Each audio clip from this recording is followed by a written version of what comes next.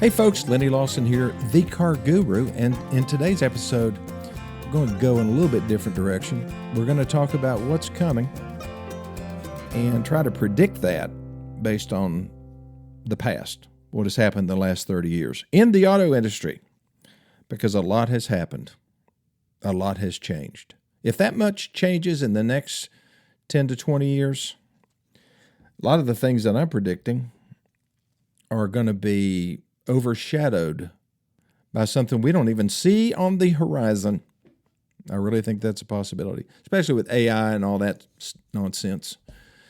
But today I'm going to try to look at the future just a little bit. That's what I'm going to do first. I want to ask you a question. Of course, it's rhetorical because you can't answer it, but well, you can answer it. I just can't hear your answer. I would like to know what you think the next big things will be in the automotive world in the next 10 to 20 years. Now, they tried to go ahead and cram EVs down our throats. And as soon as the Democrats got out of power and the Republicans got into power, all that went down by the wayside because of the loss of the $7,500 tax credit that you could get if you bought an EV, and the realization that the infrastructure was just not out there to keep us charged when we're traveling to the beach or going on any kind of vacation. We had anywhere from 200 to maybe 350 miles of range. And then once we got to before we even got to the end of that potential range, we were getting nervous. Got to find a charger.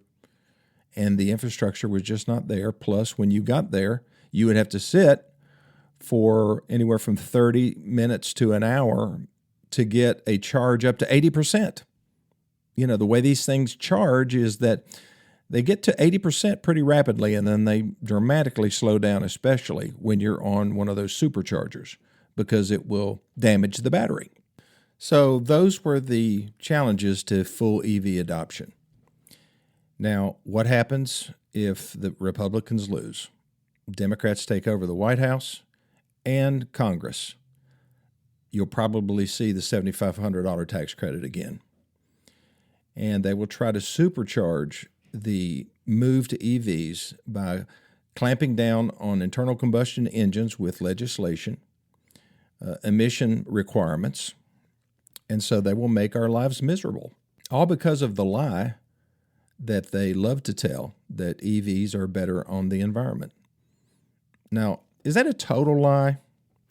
Well, it's not if you buy an EV and you keep it for somewhere between 4 to 6 years, when at that point it offsets the carbon footprint that it took to build it because of the fuel savings. Or not the fuel, I guess you're saving money on fuel for sure, but you're still paying. My biggest fear with EVs was the fact that, the gasoline market is pretty much a free enterprise market. Utilities, the people that provide electricity, that's not. That's a quasi-government agency in most cases. Look at TVA, where we live, Tennessee Valley Authority. Those rates are determined by a governmental board, and they charge whatever they want to. Let's say that they want us to cut back.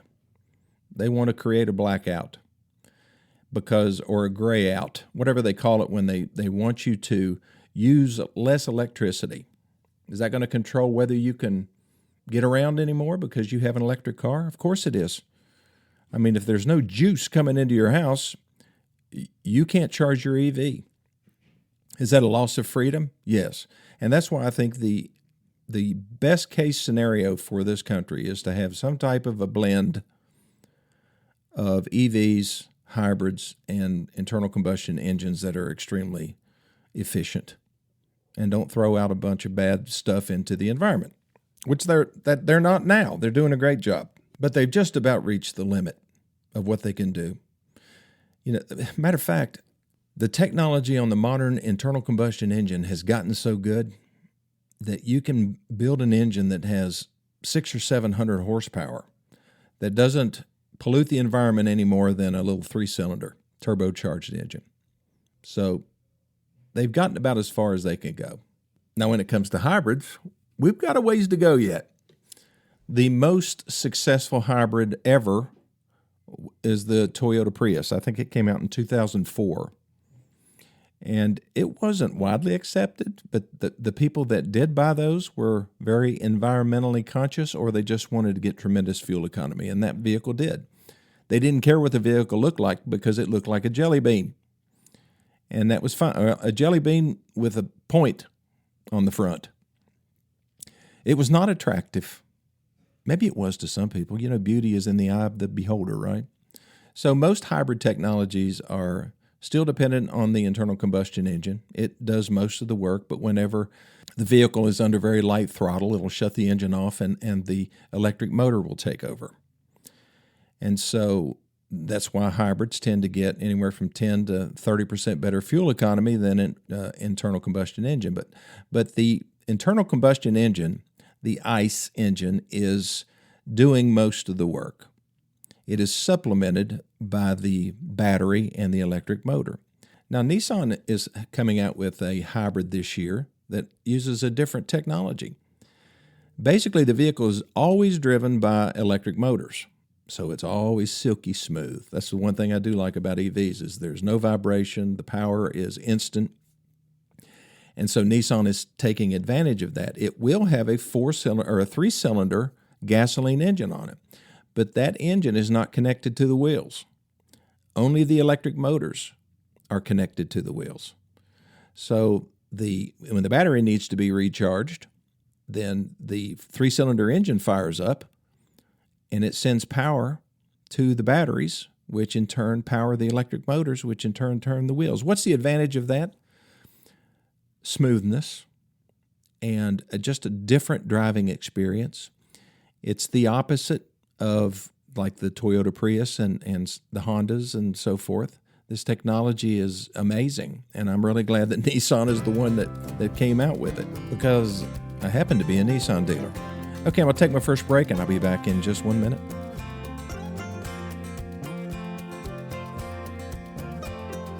Okay, so let's continue this discussion. So what else is coming out? Well, self-driving. You may not be on board, but you will be on board a vehicle where somebody's going to be not driving it. It might be your children or your grandchildren. You be in the back seat and say, "Put your hands on the steering wheel." I say, "I don't have to. It's taking us right to the restaurant, pop, pop." So that's the way it's going to be. And see, one of the beauties of this that I think is going to be so important to people in their 70s and 80s, or people that have mobility issues, or people that they've lost their eyesight, or there might be some other physical problem that keeps them from being able to drive. They'll still be able to go because they can get into a car and tell the car where to go, and it will take them there and drop them off at the door, and then it will park itself, and when they're ready to fetch it, they'll just get out their smartphone if they know how to use that, and it'll drive right up, the doors will open up, and they'll be able to climb right in. This aspect of self-driving, to me, is fabulous. Now, we are at the infancy of this. I know Tesla has been messing around with it for many years, and some people have lost their lives depending on it. They were guinea pigs. I guess Ford is causing a lot of folks to be guinea pigs with their Blue Cruise. I don't know what I think GM calls theirs Super Cruise. So it's a very limited self-driving feature. I mean, the Blue Cruise works on certain roads, almost always interstates. If there's any type of road construction or any type of tightening of the curves, the Blue Cruise will say, "Get your hands back on the steering wheel." And that's what you'll do because it's going to deactivate. But then when it gets past that, it says, "Okay, you can take your hands back off now." And it continues driving down the road. Is that something that you would use? I've done it. I went to Cincinnati to see my grandson at about 115 miles hands-free. There were a couple places where it said it was going to deactivate, and I was supposed to put my hands back on the steering wheel. And like I said, it was mostly when it was getting real curvy or there had been some road construction. The time that I wanted to grab the steering wheel was when I got beside a big 18-wheeler, or I was beside a car, and it just felt too close for me. I mean, I think I automatically, when I'm passing a tractor trailer, I automatically move over just a little bit. I stay in my lane, but I just subconsciously, I guess, move over. And this thing doesn't. It just stays right in the middle of the lane. And to me, that's just not far enough away. So what else is coming other than that? I think just a whole lot more voice activation. I think that will get better and better with AI. I think they'll recognize our voices better. We won't have to repeat ourselves. I remember when they first came out with that. It was terrible. The original Ford Sync, it was called spelled SYNC. It was a touchscreen, and you're supposed to be able to voice activate things, and it couldn't understand my East Tennessee accent, apparently. It was discriminatory. But also the touchscreen things just didn't work, but that's gotten way better. And the next step is just going to be total voice control. And then after that, it'll be total mind control, I guess. You'll get in and you just think where you want to go, and okay, I'll take you there. The next big advance will be just additional safety things. I don't think you're going to be able to improve airbags much. Anti-lock brakes, dynamic stability control. I think you'll be able to improve how they work. I think there will, instead of a computer taking over, I think AI is going to just respond a whole lot faster, and may even make steering maneuvers for us to get us out of trouble. Right now, it's just the application of additional throttle to a certain wheel or braking to a certain wheel to straighten the vehicle back up, but I can actually envision the car taking over. Is that a bad thing? I don't think so. I think it's great. Anything to avoid an accident. In the further distant future, I think they will eliminate traffic signals, traffic lights. And the reason for that is because we won't need them. The cars will communicate with each other, and you'll have multiple cars pull up to a four-way stop, and whichever one got there first will get to go first. The others will hold back. You don't have to worry about somebody running a red light because you won't be able to. The cars won't let you. And that will be government mandated, folks. So if you're driving an old car, it's going to age out. You're going to have to park it at the house, put it up on blocks, make some yard art out of it. I don't know. Put some geraniums in it. Just fill it full of dirt. Maybe put potted plants all around it. Maybe some ceramic ducks would look good. One of those little frogs on a bench holding an umbrella. I really like that one. Yeah, that's going to be the only use for your older vehicle because the government is not going to let you drive it on the roads anymore. And that may be the case for vintage cars. I'm looking at right outside my window is my 57 Chevy. They may not be allowed on the roads.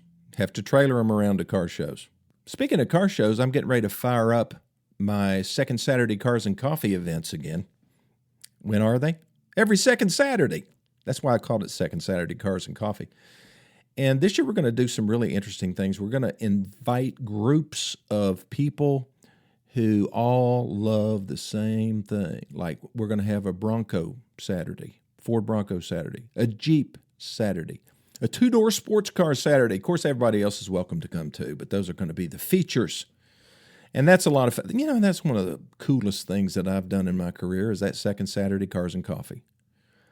I love Cars and Coffee events because they're not like a car show. It's just people show up at like 7:30.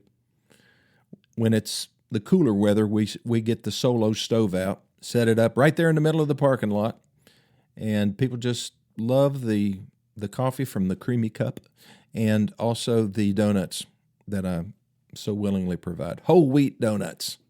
I'm kidding. So that's a great event. If you have Cars and Coffee event around where you live, go. You don't have to own a special car to go. You can go and look at all these cars, but it's not like a formal car show where, they have judges and things like that. They start at 7:30 and end at about 11:30. Everybody just goes off and enjoys the rest of their Saturday. So that's just one of the extracurricular activities that we do with my car dealerships, among many others. Okay, let's get back on track here. So we looked at the future. Those are the only things that I can see. on the near horizon. I don't think we're ready to go to different types of tires. You know, they were going to eliminate all normal tires that have air in them. They were going to go with these things called twills. I think Mercedes tested them. So it's got tread like a tire, it just doesn't have any air in it. It's got these little plastic, I guess they're plastic, spokes that are real tightly wound together, and they provide the same level of flexibility that you get with a tire. There's really no wheel. The tweel is a tire and a wheel. Well, that was an innovation that came out about 15 years ago, and it's never hit the market. Well, it has. It's on lawnmowers. You may have seen some lawnmowers going around with tweels on them.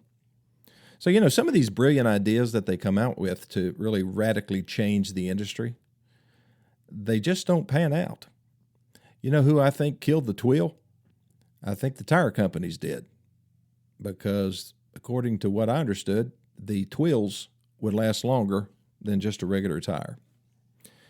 I bet the wheel industry didn't like them much either. Okay, so let's talk about the last 30 years and who are the biggest winners. You know, sometimes that tells you what the technology is going to be in the subsequent decade, right?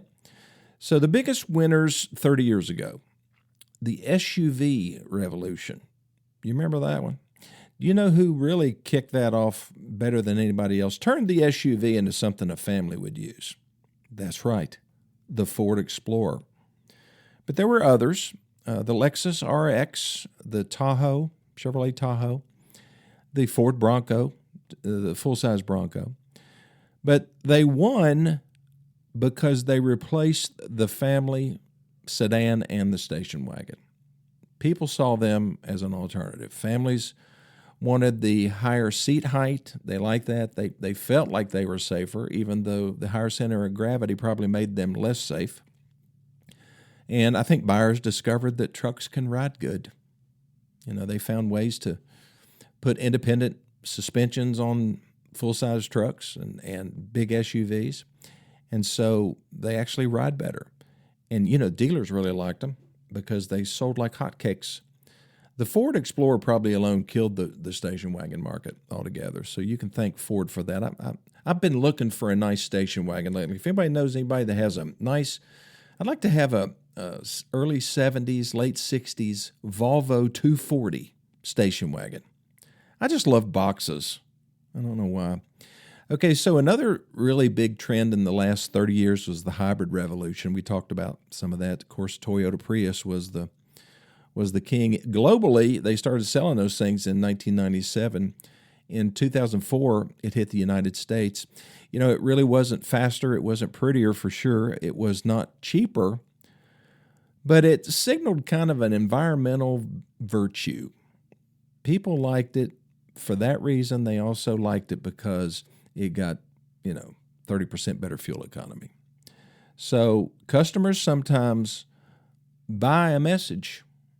You know, the Prius was a message. I love trees. I love green things. I love my world. And so people, when they were driving a Prius, they could look at those people driving those big SUVs and just give them the stink eye. And I think that's the number one reason why people with big SUVs started using deep tinted windows, is so that they could not be seen by people driving Priuses. That's just a theory.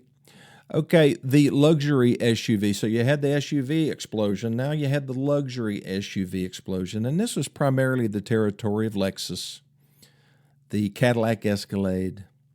What else? Lincoln Navigator. And so status. People buy for status. Why would somebody go out and buy an Escalade? Especially a black Escalade. Because they think it makes them look cool. To me, that's the only reason. Otherwise, they'd buy a Chevy Suburban. If they don't care what it looks like, they could actually spend $30,000 or $40,000 less for a Suburban or a Tahoe. But no, they got to have a black Escalade. They want to be like a gangsta rapper, I guess. Is that judgmental? I guess it is. Okay, I'm going to take my last break. I'll be back here in just a minute. Okay, I am back. You know, I think the biggest thing that nobody saw coming, not even car makers, was when the truck became a daily driver. When did that happen? It happened sometime around 1993, because I believe that's when Chevrolet and Ford came out with the extended cab pickup truck. The next phase was an extended cab pickup truck that had little miniature doors that would open up.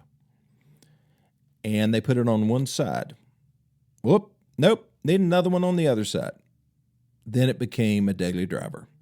It became something that Dad or Grandpa could take the kids to school or pick them up, could go get groceries.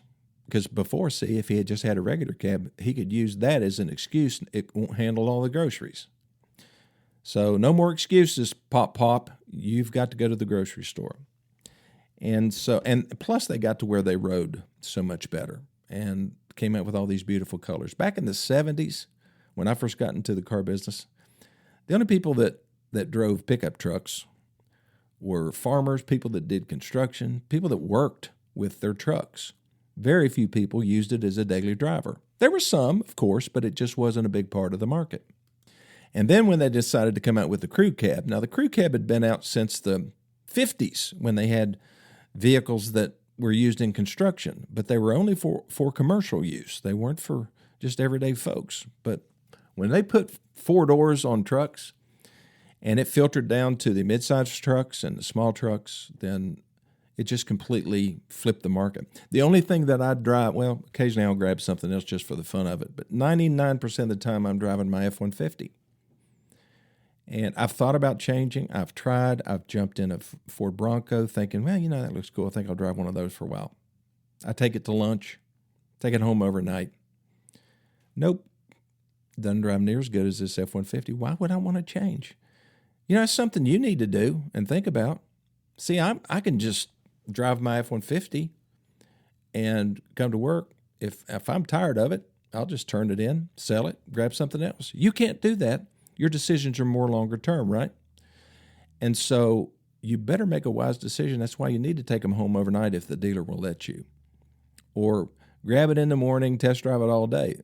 Now, if you're in a large city, these really large dealerships, they don't like that because there's too many crooks out there. But if you're in a smaller town and you go to a privately owned dealership like mine, not some big corporate entity owns it, then they'll probably let you keep it overnight.